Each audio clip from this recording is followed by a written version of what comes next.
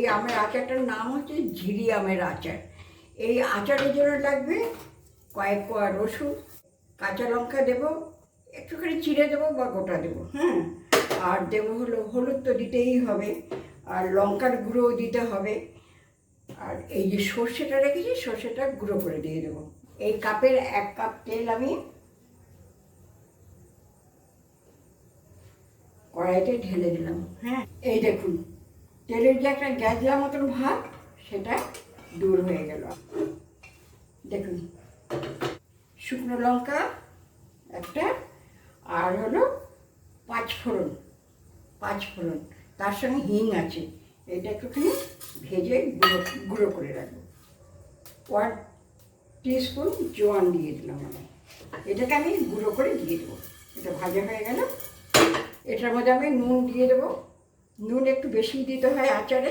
1 teaspoon আমি হলুদ দিয়ে দিলাম। আর হলো লঙ্কার গুঁড়ো দিয়ে দেবো, একটু ঝাল ঝাল হবে, ওই জন্য ওই 1ই দিয়ে দিলাম, হ্যাঁ। তারপরে এর মধ্যে দেবো কাঁচা লঙ্কাগুলো, আমি গোটাই দিয়ে দিলাম, পরে না ফাটিয়ে দেবো। এই রসুন দিয়ে দেবো আমি। এই সর্ষের গুঁড়ো করেছি, যতটা লাগবে, আমি বেশি করেই করেছি। তো এই এতটা পরিমাণ দিলাম। এই ভাজা মশলাটা খুব মিহি করলাম না, একটু খিচখিচ রাখলাম, দিয়ে দিলাম। এই আমার তেল ঠান্ডা হয়ে গেছে। এই যে হাত দিয়ে, যে আঙুল দিয়েও আমি দেখিয়ে দিলাম আপনাদের।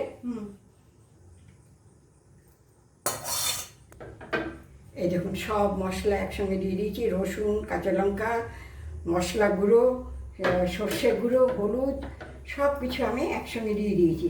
এবার তেলটা দিয়ে ভালো করে মাখিয়ে সারা রাত আমি ঢাকা দিয়ে রেখে দেবো। এই যে আমি সমস্তটা ভরে দিলাম, সব ওইটা থেকে, ওই বাসন থেকে ট্রান্সফার করে দিলাম, করে দিয়ে এবার এটাকে দিয়ে আমি ন্যাকড়া দিয়ে ভালো করে বেঁধে রেখে দেবো।